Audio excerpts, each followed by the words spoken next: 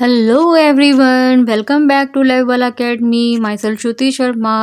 आज का मेरा टॉपिक है टीनिया साजिनाटा। इससे पहले रिसेंटली मैंने भी एक वीडियो अपलोड किया था जो कि टीनिया सोलियम में, अगर आप जाके देखेंगे तो वो वीडियो पूरा उसमें डला हुआ है मेरे चैनल पर, यूट्यूब पे डला हुआ है। ठीक है, तो आप उसको देखेंगे। जब आप पहले टीनिया सोलियम पढ़ेंगे तो टीजी साजिनाटा को समझना और उसके बीच में क्या डिफरेंस होते हैं वो भी आपको क्लियरली समझ में आ जाएंगे। तो विदाउट डिले हम ये वाला टॉपिक स्टार्ट करते हैं। टीनिया साजिनाटा को जिसके नाम से जाना जाता है बीफ टैपवर्म।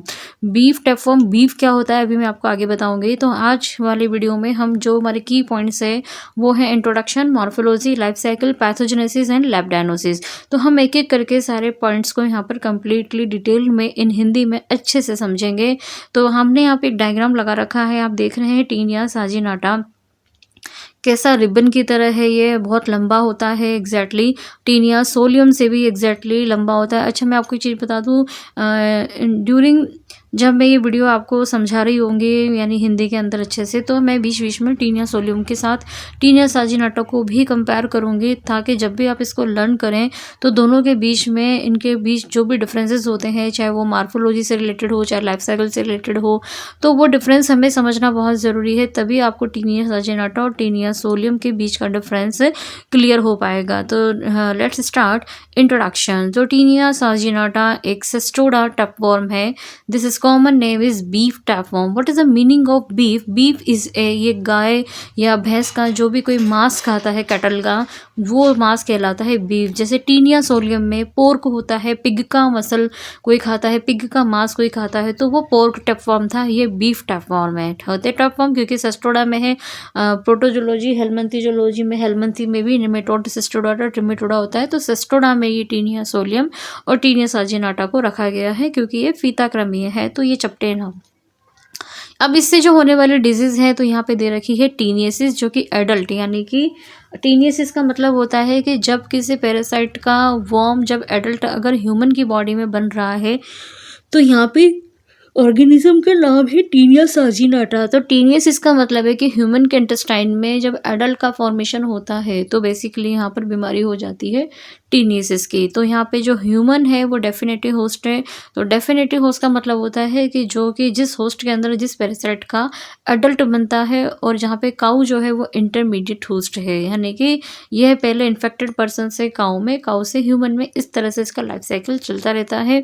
काऊ यहाँ पर इंटरमीडिएट यानी सेकेंडरी होस्ट है, जहाँ पे केवल इसका लार्वल फॉर्म में डेवलप होगा, कहाँ पर, काऊ के अंदर, और एडल्ट जो होगा वो ह्यूमन में होगा।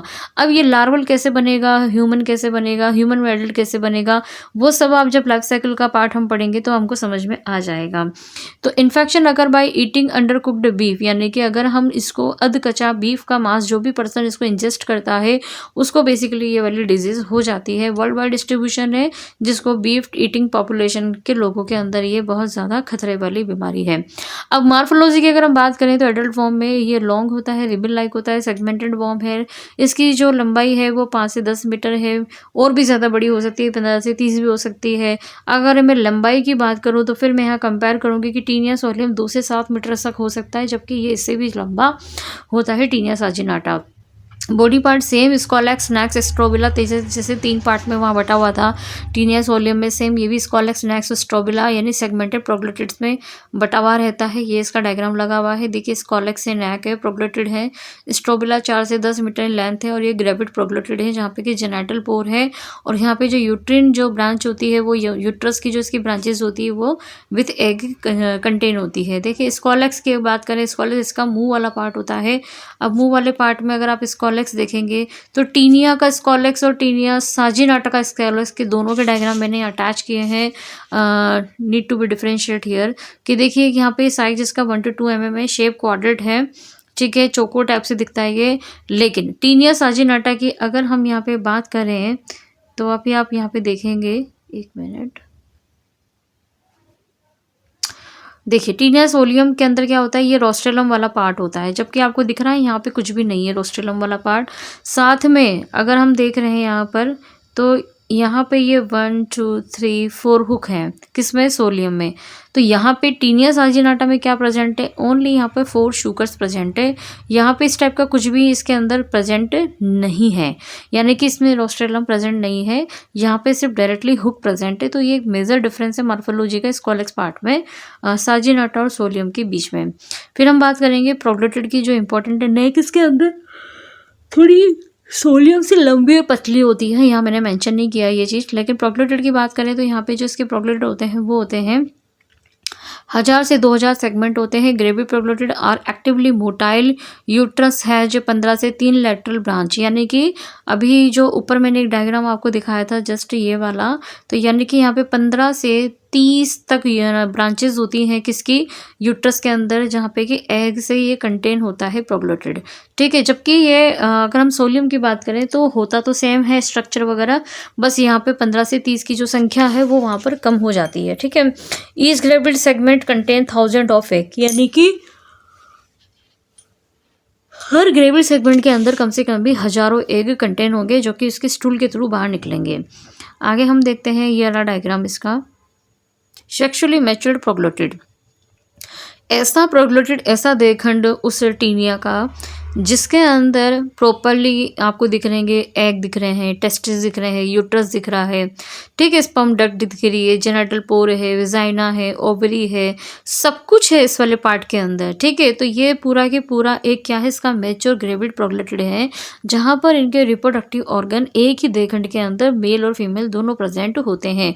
लेकिन अगर हम ग्रेविड की बात करें तो पर्टिकुलर जो ग्रेविड वाला देहखंड है, उस ग्रेविड खंड में आप देखें ध्यान से, तो यहाँ पे कैसी दिख रही है, ये इधर से ब्रांच निकल रही है, इधर से ब्रांच निकल रही है, इधर से ब्रांच, ये ब्रांच, ये सब क्या है, ये पूरी एक यूट्रिन ब्रांचेस विद एग, यानी केवल ये ब्रांच नहीं है, इसके अंदर एग भी प्रेजेंट है, यानी कि यूट्रस यहाँ पर ब्रांचेस के अंदर प्रेजेंट होता है। अब हम बात करेंगे लाइफ साइकिल की, तो यहाँ पे कितने होस्ट है, 2 होस्ट हैं।